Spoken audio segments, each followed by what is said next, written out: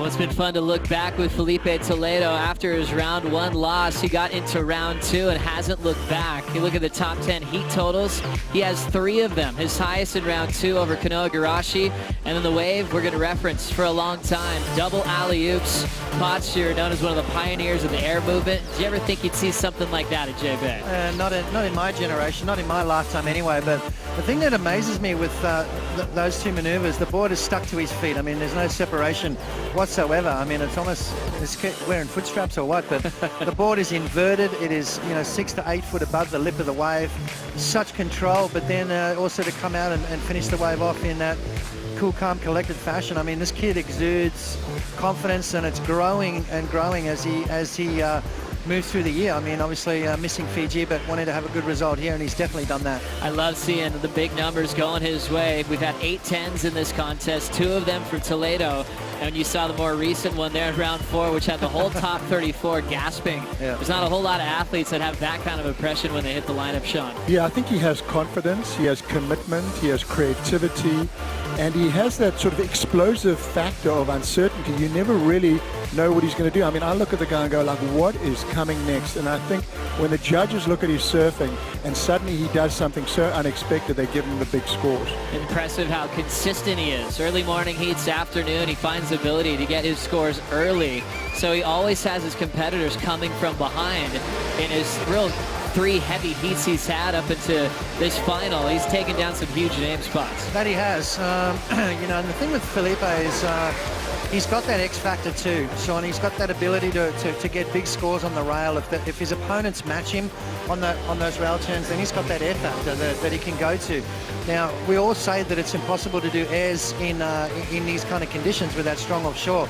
I tend to differ. I think this kid's got it in the bag. He's got that. He can punt the board out towards the beach, into the wind, and still manage to pull it off. So there's that factor that's involved as well. I think he also has the strategic competitive focus. I've seen Filipe in the water once since I've been here, and I spoke to a friend of mine, Michael Ginsberg, who's a local here. He said, I've been watching Filipe surfing down at the point.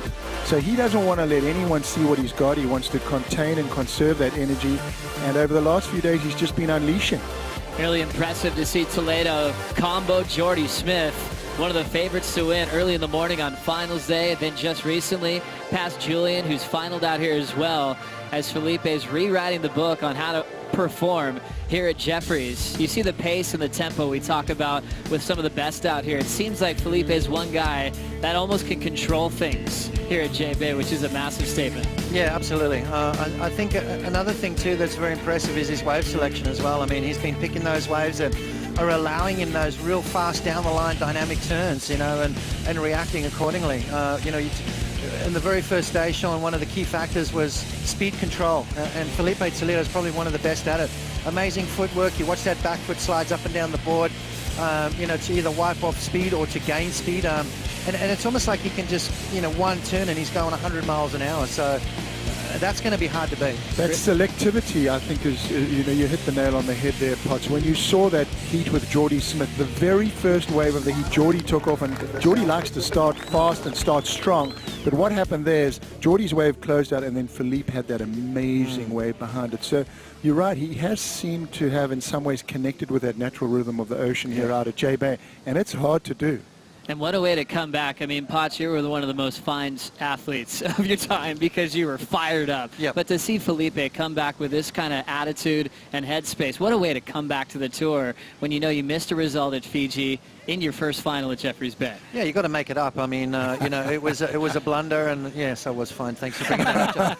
I think there were certain events I didn't even pick up my prize money. But to be able to capitalize on that, and I think he's not going to make that same mistake again. I mean, he's growing, and he apologized for it. Apologized to the fans because we want to see him surfing, and he's not going to make that mistake. But to come out here and capitalize because he knew he had to, if he wants to get himself back in that requalification situation or top 10.